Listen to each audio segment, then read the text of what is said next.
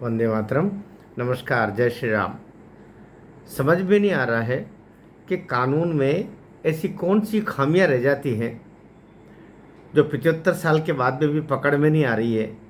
और अपराधी वो अपराध करने के बाद में 2, 5, 10, 15, 20, 25 साल के बाद में वे बाइज्जत बरी हो जाते।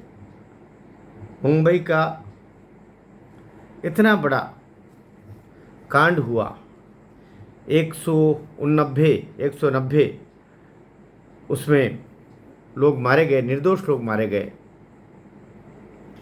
यह कांड हुए 2006 से 2025 आ गया, अर्थात 19 साल के बाद में हाई कोर्ट मुंबई के द्वारा फैसला दिया गया।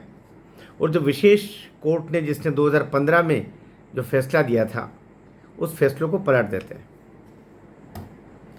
2015 में जो फैसला दिया वो भी लगभग 9 साल के हीयरिंग के बाद में वो फैसला दिया गया था।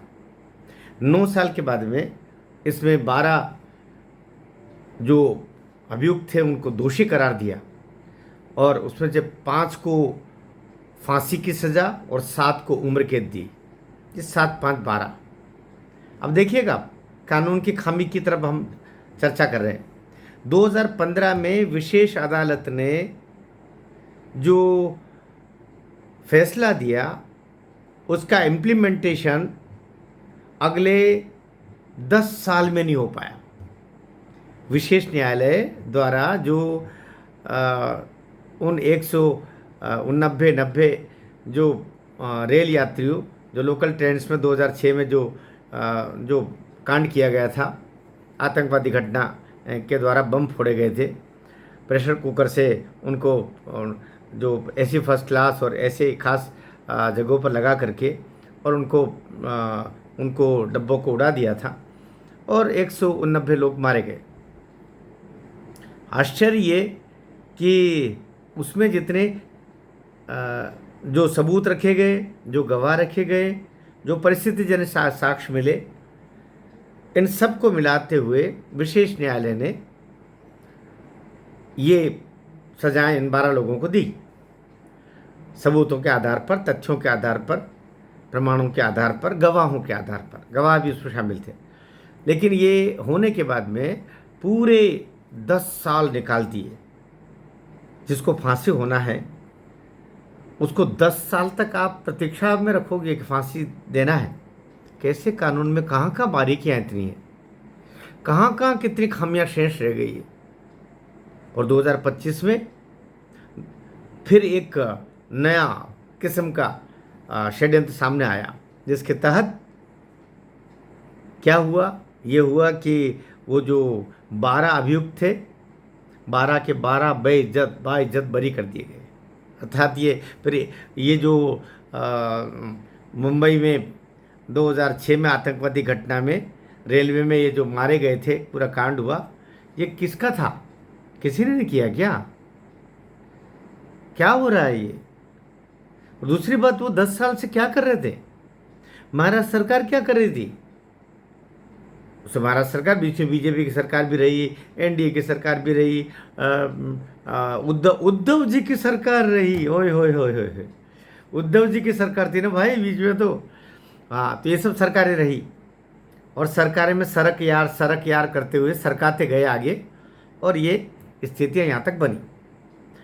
अब जो है पूरी दौड़ भाग मच रही है।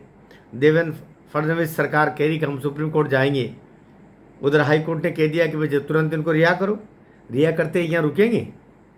सबसे पहली टिकट इनकी विदेश की निकलेगी, और आप कुछ नहीं कर पाओगे। ये जो कानून में छेद है, इस छेदों को तो भरना पड़ेगा भाई। हाई कोर्ट से सुप्रीम कोर्ट में केस पेंडिंग 10 साल तक रहेगा। 10 साल से पेंडिंग था। जिनको उम्र कैद की सजा हुई, वे तो उम्र कैद की सजा में थे, चलो मृत्यु पर्यंत, अर्थात अंदर थे। अब वो निकलेंगे। और जिन 5 को फांसी हुई थी, वो प्रतीक्षा में थे 10 साल से। फांसी होगी, 10 साल प्रतीक्षा में ही थे। वाह रे कानून। और अब वो सब छूट गए।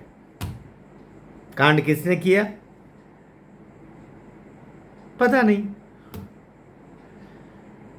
बड़ी मन दुखता है, मन दुखता है।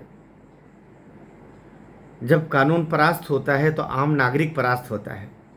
जब कानून परास्त होता है तो ये देश परास्त होता है।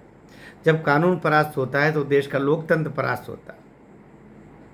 जो वो शक्तियाँ वो ठठा करके हंसती है जो इस देश को कमज़ोर करना चाहती है, उसमें देश का विपक्ष भी शामिल है, उसमें विदेशी शक्तियाँ भी शामिल है, और वे लोग भी शामिल हैं जो कानून को कमज़ोर करने में लगे रहते हैं। आपका क्या कहना है? मैं बहुत दुखी मन से वीडियो बनाया है, बनाने का मन नहीं था लेकिन बनाया है। टिप्पणी ज़रूर लिखिए, क्या किया जा सकता है। भारत माता की जय।